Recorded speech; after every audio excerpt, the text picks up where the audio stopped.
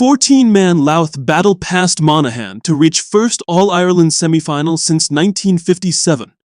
Sean Callahan was sent off after just 7 minutes for a high shoulder, but the wee county's defiance was magnificent. Expand. Overcoming adversity is often what sets apart the great Croke Park performances down through the years, and such sheer battling heroics of Louth has won them a place in the All-Ireland football semi-final for the first time since 1957.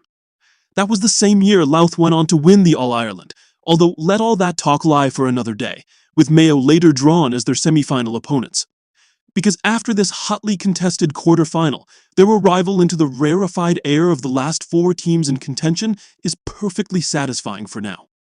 Trailing Monaghan by a point with just 3 minutes left to play, the wee county suddenly found fresh reserves of belief, determination, and energy to fire over the last 4 points in succession. 3 coming off the boots of replacements Kieran Byrne and Tig McDonnell, whose powerful interventions ultimately helped seal the magnificent act of defiance. Louth captain Sam Mulroy was also inspiring as ever, in setting up the last of the game-ending points for Ryan Burns. Mulroy brilliantly flicking the ball back into his own possession, just when it seemed he was running out of space and time.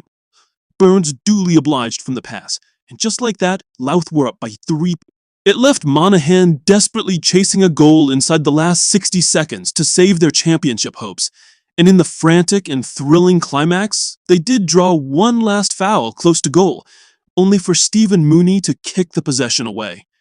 Byrne won back the ball in time for the hooter, after which he stood in front of the Hogan stand, arms held aloft to the wild roars of appreciation from the Louth supporters.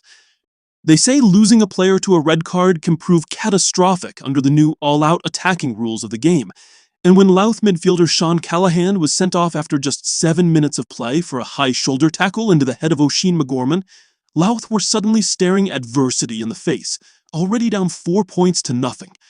But when they drew level just minutes later, Darren McDonnell helping himself to the first 2-pointer of the afternoon, Louth clearly weren't letting the numerical disadvantage drag them down. Twice more Louth faced adversity, when McGorman finished off Monaghan's first goal, 20 minutes into the first half, and again on 53 minutes, when Stephen O'Hanlon palmed home their second goal.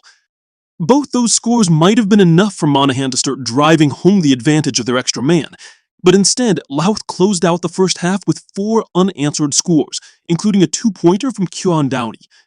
In front at the break 0-12 to 1-7, it was evident Louth would not be lying down. "I think everything's possible," Louth manager Gavin Devlin said of his team's performance. "Particularly when you come from where these boys have come from over the last 6 years, from the place they were to what you've seen out there today, they had to jump obstacles, one after the other. It's par for the course with these boys. They get nothing handed to them, and they have to work so hard for everything to get. Look, we were in a really difficult place, particularly with new rules. We know that.